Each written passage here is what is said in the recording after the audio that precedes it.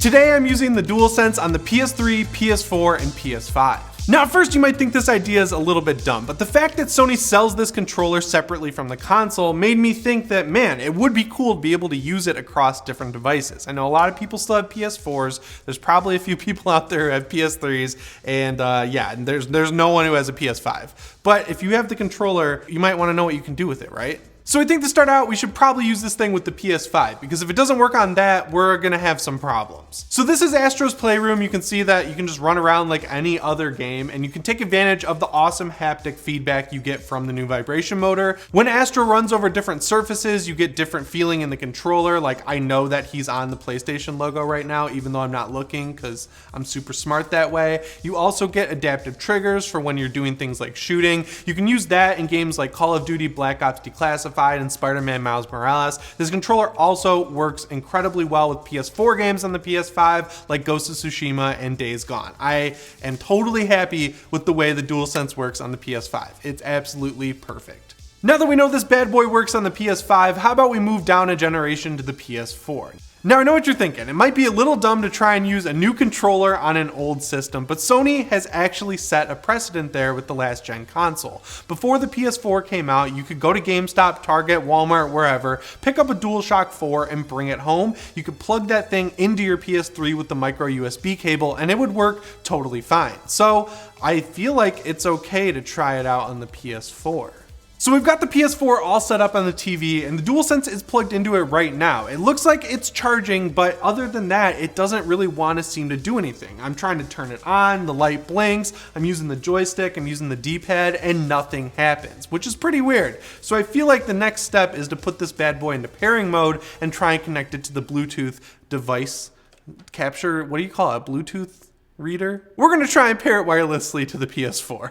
So to put the DualSense in pairing mode, all you have to do is hold the PS button and the share button for a few seconds and then it'll start flashing like this. I've actually never done this before, so I'm vamping here, but yeah, it starts flashing. So now it's in pairing mode. So now we're gonna switch over to the DualShock 4, which is connected to the PS4, and we're going to head into settings. And once we're in settings, we're gonna hit devices, and then we're gonna hit Bluetooth devices. And right here we have the DualSense, which is actually just called a wireless controller, and we can connect it. And then now that the wireless controller, aka the DualSense, is connected, we can switch over to it and you'll see that nothing happens. This controller just straight up does not work with the PS4. Isn't that bizarre? Now this is actually pretty disappointing because when you put the DualSense side by side with the DualShock 4, they're essentially the same controller on the outside. They have the exact same buttons, they both have a touchpad, they both essentially have some function that lights up on the controller, but then when you try and use the DualSense with the PS4, it just doesn't work because Sony didn't put the effort in to make that happen. Now I would get it if Sony could get the PS5 into people's hands, but they're selling this controller separately right now, which is kind of weird because I feel like it would be good marketing for them to say, hey, you can't get a PS5 right now, and we know a lot of you are going out and buying PS4s to play your older games on. Why don't you just go pick up a DualSense, bring it home, and then you can get some of the next gen features now, and then when PS5s become available, you can go out and pick one up, and you'll have a second controller to play Astro's Playroom with your friends. You know, it would just be so much better that way. But no, Sony said this thing only works with the PS5 and kind of the PC. All right, now that we've covered the PS5 and the PS4, that leaves us with one more console to try, the PS3. All right, so we went ahead and dug this PS3 out of cold storage. We waited 5 years for all the games to update on it, and yeah, it works just fine. The DualShock 3 is ready to go, but we're gonna try out the DualSense. And at first, you'd probably think it won't work because it didn't work on the PS4, but that's where you'd be wrong. All right, so we got the PS3 all fired up here. We got Resistance Fall of Man, one of my favorite games, loaded up. And now we're gonna pair the DualSense with the console. And the process is very similar to the PS4 because it's a Sony console. So you're gonna hit the PS button and it's going to pull up the settings. And then you're gonna click on accessory settings and then manage Bluetooth devices. I did it. And then we're gonna scroll down to register new device and click on that. And then we're gonna put the DualSense back into pairing mode, which you do by holding the PS button and the share button. And then it'll start flashing. Maybe. Hopefully. Flash. Please. Guys, I am absolutely blown away by the support this channel has gotten so far, so now I want to give back to you. I'm giving away this PS5 to a random subscriber, and everything you need to know on how to enter is down in the description.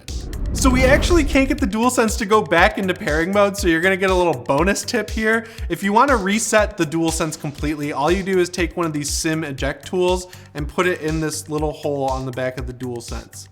Don't demonetize me, YouTube. I'm just gonna hold it for like 10 or 20 seconds and hope this works because I need to connect this to the PS3 at some point. All right, so the reset worked and now the DualSense is in pairing mode. We're gonna scroll down to register new device. And now we see wireless controller once again, which you would think would be a bad sign, but when we click it, the DualSense is actually connected to the PS3. And then if I hit circle, it worked. We have the DualSense working. I'm actually shocked. This is crazy. So the only button that doesn't actually work when you do this is the PS button. You'll see that it doesn't do anything and it doesn't take me out of the menu. So you do need a DualShock 3 to be able to fully utilize your PlayStation 3 once the DualSense is connected. Thankfully, I left the DualShock 3 connected so I could get out of that menu, and now we're back into Resistance Fall of Man. It does get just a little more complicated because a lot of games are going to look for the DualSense to be the first player controller. So all you're going to do to make that happen is go back to accessory settings, and then scroll up to reassign controllers, and then make sure your DualShock 3 is set to 2, and that should recalibrate the DualSense to be player 1. And as you can see, this controller is already set to player 2. Just hit X and we're good to go. And then now we're back in Resistance Fall of Man, and you can see that the DualSense works on the main menu. We're gonna go into the game though so I can show you that it actually works with the console. As you can see, the controller works absolutely fine. The DualSense works with the PS3, and I really can't believe that because if you guys didn't know, the PS3 came out in 2007. That is one old ass console at this point. And you can use a controller from 2021 on it, and it just works. Now, we obviously connected this over Bluetooth, but if you want to do this the dead simple way, all you need to do is plug it in via USB and it'll work exactly the same. Just remember to make sure that the DualSense is in the player 1 spot or it's not going to work out for you very well. The controls are so weird because of the DualShock 3. The triggers were weirdly sloped in on it, so you couldn't really use it to shoot in first-person shooters. So a lot of games are mapped to R1 for shooting. And then L1, which is usually like throw grenade or whatever, is the secondary fire on the gun. And then L2 is crouch, which is honestly not that bad. I kind of like having crouch on L2. And then R2 is the weapon wheel, the famous weapon wheel from Insomniac Games, which is one of the things that they kind of came up with in this generation, and then everyone stole from them for basically every shooter from that point forward. Now, as for why this works, it's because of the Bluetooth receiver in the PS3. Now, back in the day, Sony was making the PS3, they packed a ton of stuff into it, like really high-end components. They had SD card readers, you could install Linux on it, you could connect a printer to it and print stuff from it. It was basically a computer. They wanted it to be the centerpiece of your entertainment center. And because of that, they put a Bluetooth receiver in it that could work with pretty much any controller that has all of the same buttons as a DualShock 3. I don't think it works with an Xbox 360 controller, but other than that, if you've got like a Logitech one that works on PC, obviously a DualSense, even a DualShock 4, it will just work with the PS3, and that's absolutely nuts. Now, when the PS3 came out, Sony took an absolute beating on it because they had to sell it for around $600 to make a profit, which resulted in them having to sell the thing at a loss for most of the generation.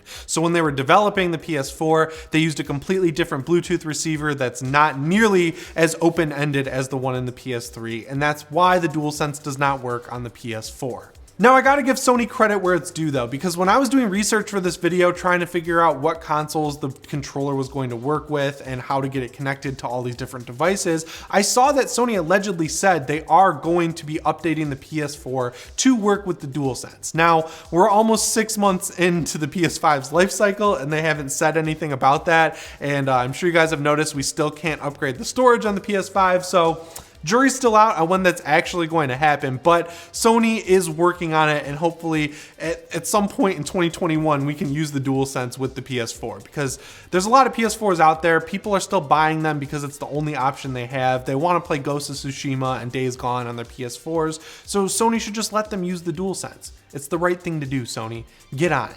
But that's all I got for you guys today on connecting the DualSense to the PS3, PS4, and PS5. Remember to get PSReady by subscribing and setting your notifications to all. As always, guys, my name is Jimmy Champagne, and I'll see you in the next one. Thanks for watching. Man, I really hope that now, since Insomniac is owned by Sony, they get off their ass and make a new Resistance game, because this came out in 2007 and I'm having a ton of fun with it, man. I'm having a great time playing some Resistance here.